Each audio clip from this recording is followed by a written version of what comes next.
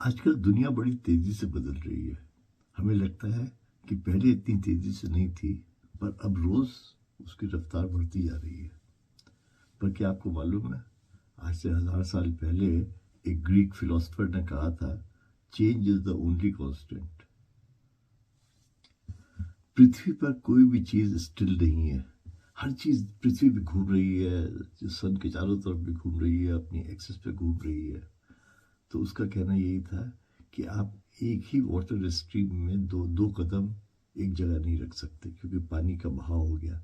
या आज इस समय जो आप बैठे हैं, इस समय जो वातावरण है, वो अगले क्षण नहीं रहेगा। प्रेशर चेंज हो जाएगा, टेम्परेचर चेंज हो जाएगा, हवा चेंज हो जाएगी, कुछ ना कुछ चेंजेस होते रहेंगे। तो change is the only constant, कि चेंज तो निरंतर होना ही है, उसको आप रोक ही नहीं सकते।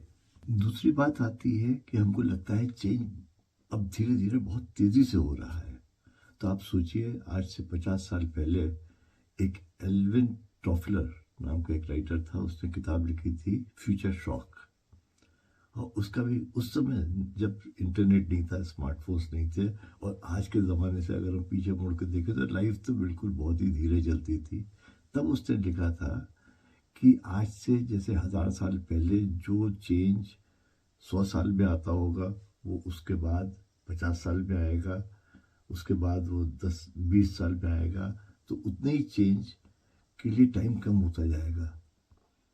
तो आज वो स्थिति है, आज से 1970 में ये स्थिति थी कि वो चेंज जो चेंज साल भर में आता था, वो अगले 6 महीने में आएगा।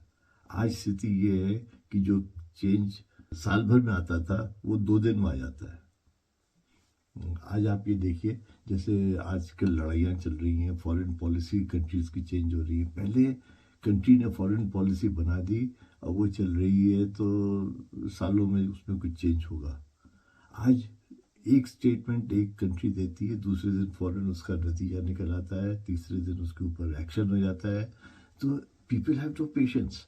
हर आदमी जल्दी में है, पर इसकी भी एक लिमिट है, क्योंकि हम भी एक लिमिट तक चेंज रह सकते हैं। उसके बाद टेंशन्स एंड फ्रस्ट्रेशंस और ये सब चीज़ें आदमी की सोच को बिगाड़ सकती हैं। तो ऑलरेडी वो स्थिति आ गई है जब लोग अपने चेंज को हैंडल नहीं कर पा रहे हैं। ये चेंज रैपिडली आपने फील किया होगा कि पहले चेंज स्लो हो रहा था, फिर उसकी एकदम से स्पीड बढ़ी इंटरनेट आने के बाद। उसका एकदम से स्पीड बढ़ी हैंड हेल्ड फोन्स जो आते थे, और फिर 2010 से जब स्मार्टफोन आए तो स्थिति और बढ़ गई। और फिर जब ये इंटरनेट कनेक्टिविटी सारे में हो गई, आज सारा देश सारी दुनिया कनेक्टेड है, तो वो और भी तेज़ हो गई। तो इसी के लिए शायद बिल गेट्स ने कहा था, द स्पीड ऑफ थॉट। पहले स्पीड होती थी the speed of light, which is 1,86,000 miles per second or some such thing, very fast. But now it is speed of thought.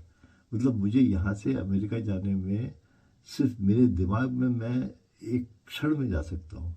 तो that is the speed now.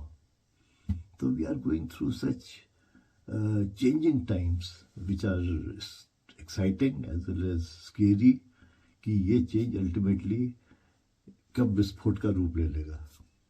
क्योंकि हर चीज़ की दुनिया में एक limit होती है। तो इस समय हम लोग बड़े क्रिटिकल एंड इंटरेस्टिंग टाइम से गुजर रहे हैं, जब चेंजेस हमारे सामने हो रहे हैं। पहले लगता था कि ये हमारे बाद में कभी होगा, आज जो हो रहा है वो सामने हो रहा है।